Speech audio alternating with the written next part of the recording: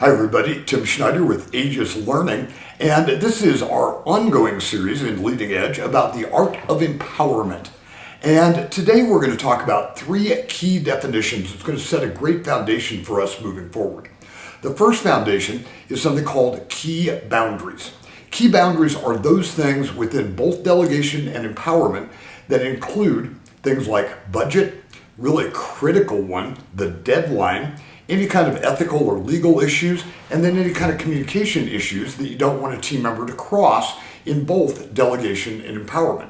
It's critical that we clearly communicate those key boundaries when we are empowering and delegating to others.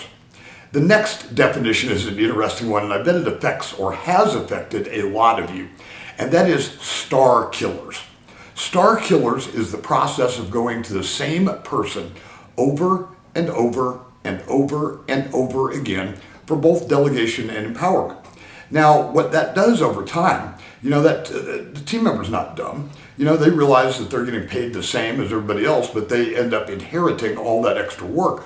Or worse yet, we use extra work as almost a punishment for them being quick and sharp on the job.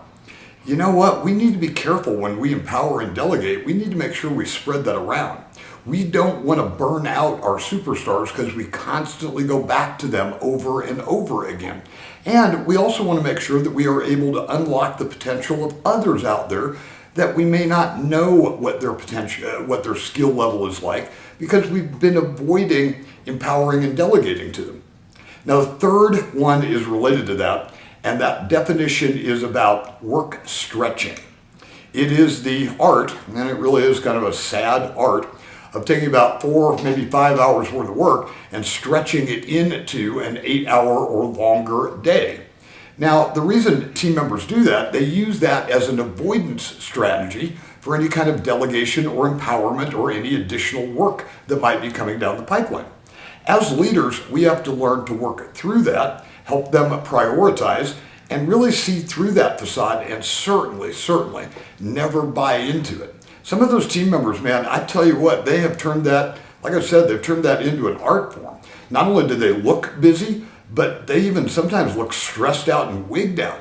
And then when you analyze it, boil it down, man, they only really have 4 or 5 hours worth of work. So that's a real tough one to work through, but a necessary one to work through. When we're together again, we're going to spend time defining what delegation is. That's an important stop on this process because it's also going to draw a great contrast to what true empowerment is as well. I hope you all have a great week, and I look forward to talking to you next time. Thank you.